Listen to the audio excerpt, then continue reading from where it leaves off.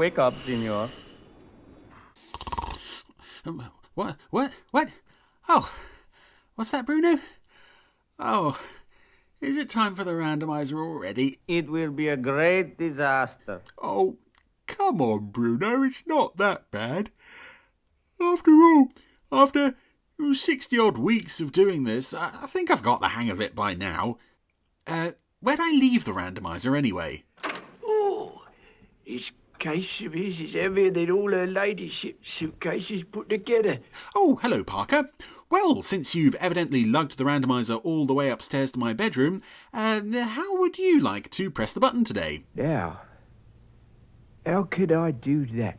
Well, there's a big red button right there. Yeah, all right. Yeah, that's it. Parker, are you feeling all right? I think I've bruised my shins. Oh, well, I'm sorry about that. So, what show are we watching today?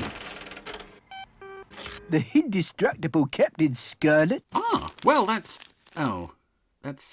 not one of my favourite episodes of that show, actually, but... It will be a great disaster. Well, no, it's not that bad. I mean, it's still Captain Scarlet. It's just a little bit... Well, here's Dangerous Rendezvous.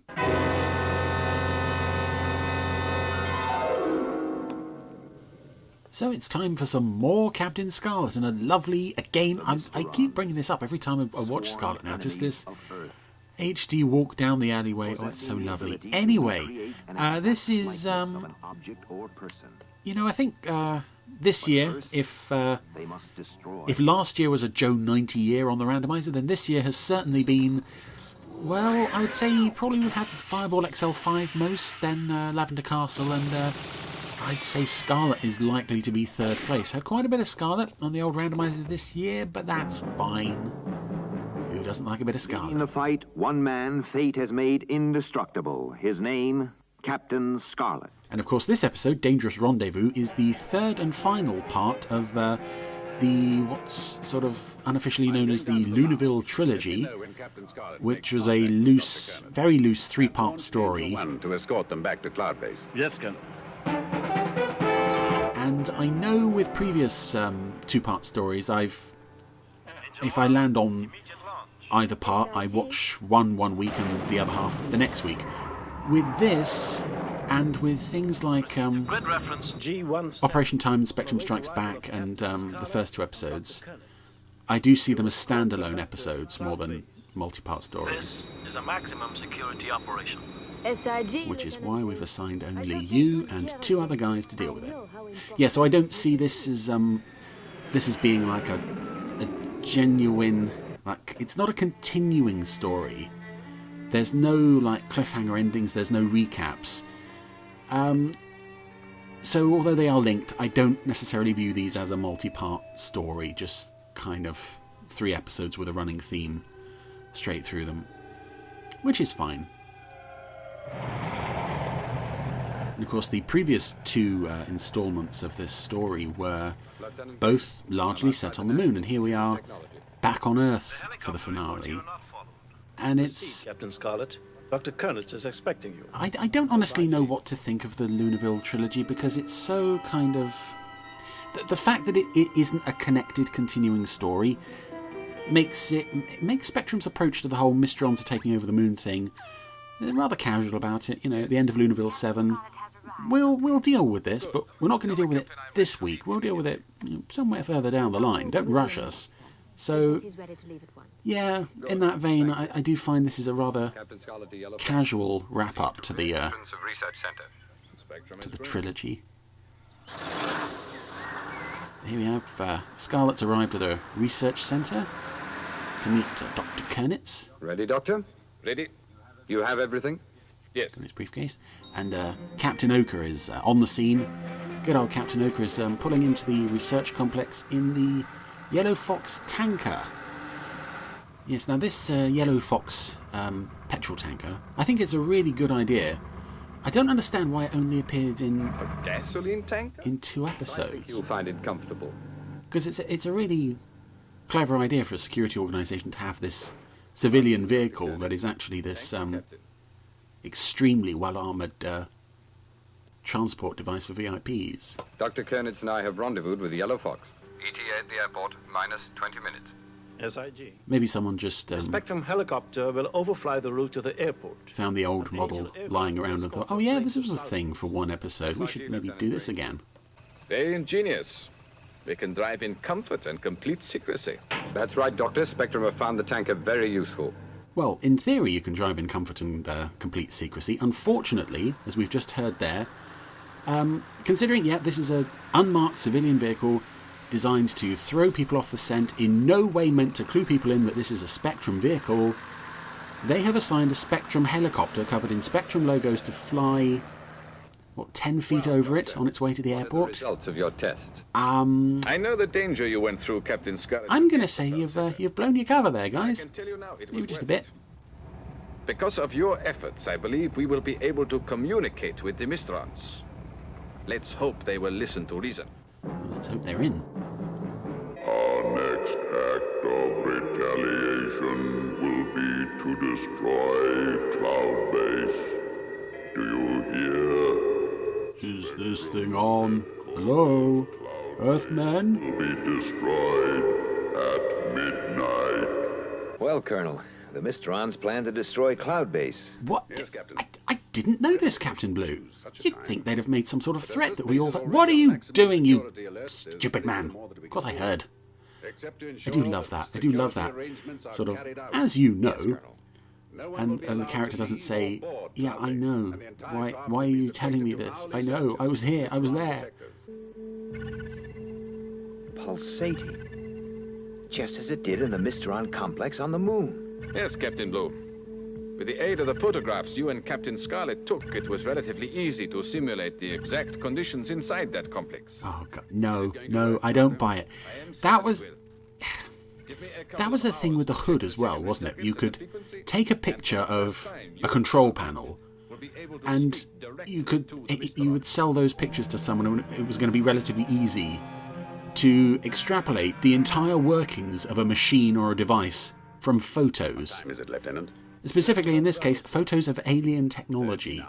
It was relatively easy, just from some Polaroid snaps. Report, Captain Blue. Have the Mysteron detectors revealed anything? No, Colonel. The whole base has been checked out. And except for the diamond pulsator, of course, there's nothing. The Mysteron said they would destroy Cloudbase at midnight. And we have a Mysteron power source. There is little else we can do. I still don't see how they're going to do this. You talk to them. Yes, a transmission. The future of the world could well depend on that. Probably shouldn't give it to you then. 15 seconds to transmission. Yeah, Spectrum is a bit sort of dim with this. How are they going to destroy Cloudbase? And we have literally an alien power source of massive power glowing on the table. 5, 4, It's a tough one. It's a tough one, lads. 1. Transmission. This is Colonel White, Commander-in-Chief of Spectrum, speaking on behalf of the peoples of the Earth to the Mysterons on Mars. I would like to recall man's first survey expedition on the surface of your planet.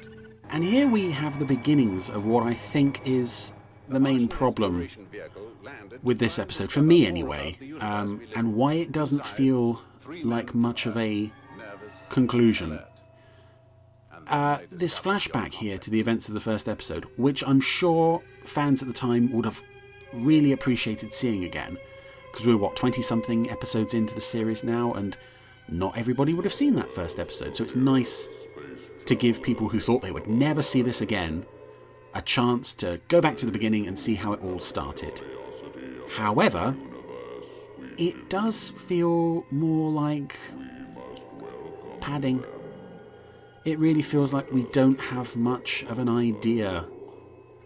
Or at least we have an idea, but it's only really enough to cover about 10 minutes of the episode, so we've got to pad the time out with They're obviously hostile. with this. And of course, there's an even more blatant example of padding later on, but we'll get to that when we get there. The attack on your complex was wrong. But we on Earth want you to know it was done out of fear and was not a deliberate act of aggression against you.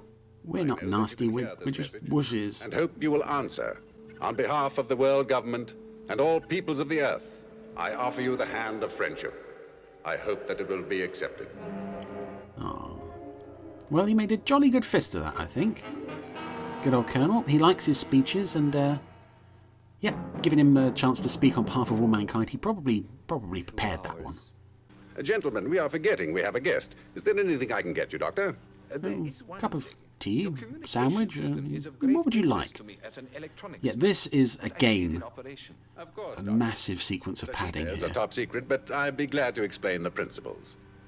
Let's say I wanted to call Captain Blue. Would you mind, Captain? Because it's one thing The whole system is based on the color code names to we all include use. a clip from an old episode. Captain Blue, I press the Again, blue people button on my desk. maybe thought they would never see any of this stuff again. Maybe people didn't see it before. That's fine. Immediately that Colonel White is calling. Here we have an extended explanation Position. of the Interesting. Spectrum One of Communications, your men wishes to call you. the cap mic Exactly thing. the same procedure in reverse. And it goes on so long, and by this time, again, we're episode 20-something in now, Position. So, we know all this. We've seen all this week after week. Desk flashes, telling him he is in contact with Captain Scarlet. it's And a Captain wonderful Scarlet system. is the guy on your left. He wears a scarlet tunic because that is the colour scarlet. Stations in orbit around the world to Oh, amplify the signals why are we and doing give us this? global coverage. Again, it's a symbol that we've run out of time, run out of material to fit this I knew this system was the envy of the world. and this now I very see why. small idea. It's incredible. And also, annoyingly, Is there anything else you'd like to see? oh God, would you like a Would cookie? it be possible to see an angel launch? This scientist guy is just like, can I have a treat? Can I have a prezi? Can I have a ride on this wing? Lieutenant Green. Oh, yeah, but the cap mic thing. SIG. SIG? Oh, stop it! We know. It means everything is fine. SIR, spectrum is red, means the opposite. Yeah, the cap mic thing. It doesn't explain Angels 1, how 2, and 3. or why Prepare for launch. the cap mics swing into position if one of the captains want to call someone else. Which is something I would genuinely be interested in finding out, but they don't explain it here. 5 pilots, codenamed the Angels. We know! I mean, in the CGI one, occasionally Scarlet would, Immediate launch. if he was in a dark room, he would say night vision, and his cap would drop down a night vision screen for him to see by. Ready to climb the elevator into the other But aircraft. we don't know why the cap microphones Round-the-clock rota system. kick in this. I understand why when a captain is being called, but I don't understand how a captain triggers the mic to make a call. Is the hat telepathic? Is it like what is it? Cappy from Super Mario Odyssey. Is it somehow alive? Is it reading his thoughts? And he thinks, I want to make a call. And that's what triggers it. But also very practical. It means we I've can been have waffling for a very long time, full but not as much as these operational characters at have, telling us the basics of a show that we've all been watching for 20-something weeks already. Monitors have picked up a carrier wave, sir. I believe the Mysterons are about to answer your transmission. Oh, no, not the plot. The plot's come moment back. of truth has arrived. But Dr. Thingy wanted to have a ride on a seesaw and an ice cream. Poor old Dr. Thingy. Your message has been analyzed, and it has been decided to allow one member of Spectrum to meet our representative.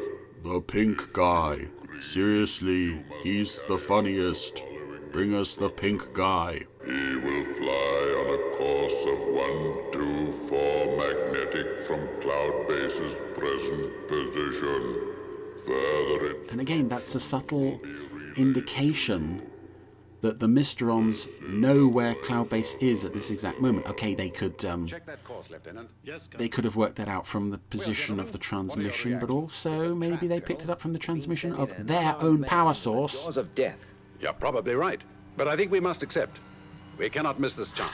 Spectrum is so have the dim code this reference week. for you, sir. The only landfall is a large, desolate volcanic area in Greenland. Greenland, eh? An ideal spot for a secret rendezvous.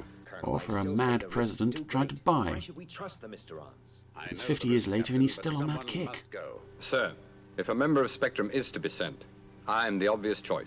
Oh, that's your answer to everything. Thank you, Captain Scarlet. I'll leave immediately. So, Greenland. Land of rocks and a couple of bushes.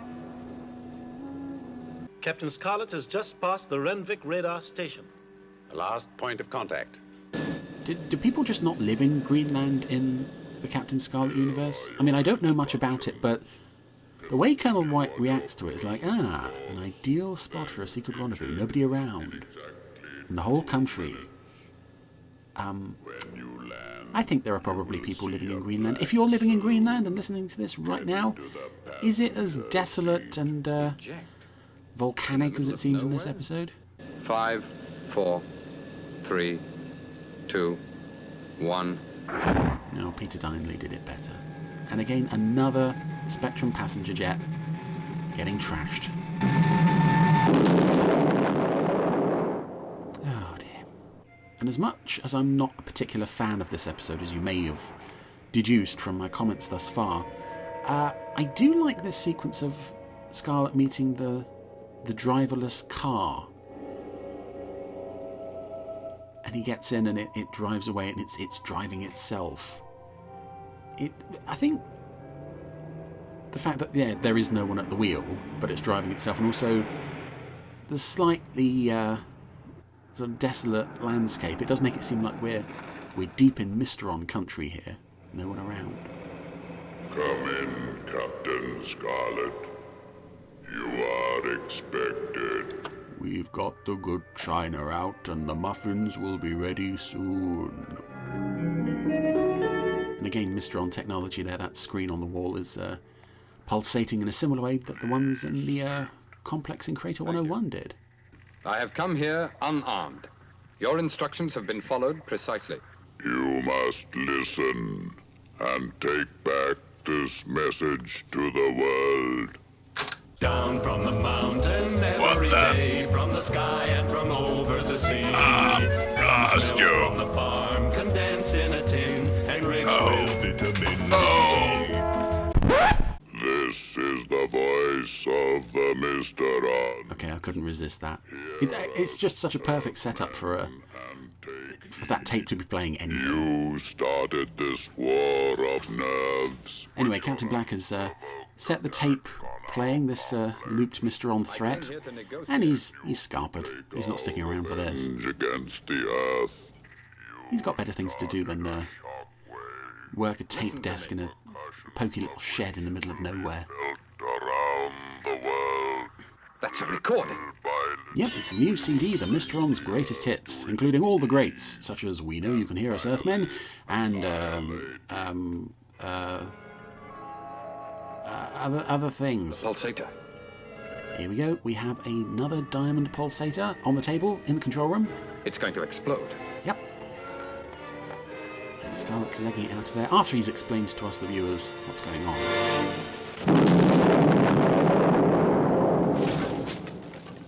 A trap. But why? Why? I do like how absolutely filthy Scarlet looks when he falls down as well. He's got so much soot and ash on him that he almost looks like one side of his face has gone silver. It's a very nice touch. I must warn them. Anyway, he's now figured out that the Mysteron pulsator on Cloudbase is a potential bomb, which is now glowing quite sinisterly. So far, no one has noticed. Because they're still slowly piecing it together on Cloudbase. What time is it, Lieutenant? 5 minutes to midnight, sir. 5 minutes to our certain doom. Aside from the Mysteron thingy we have here, Lieutenant, what do you possibly think could be the cause of our ultimate destruction? Aside from the glowing Mysteron thingy that Captain Oka is now standing right next to and blatantly ignoring. My God, what is wrong with you people?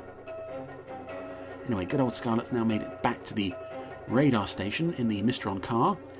Again, very convenient that the car didn't It's got to work. Fight against him there. You'd expect the Mysterons would still have some control over it. Colonel, I've picked up some sort of signal. It's Morse. Morse? Let me hear it.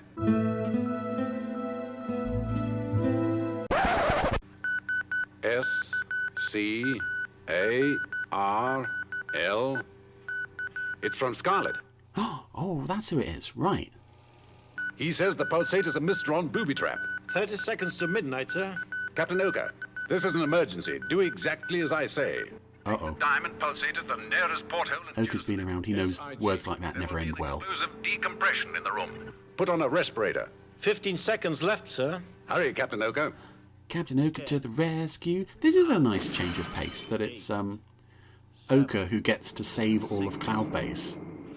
Not Blue, not Destiny, obviously not Scarlet because he's not there. Yep. 1. That's Captain Oker, saved the day there. No big deal.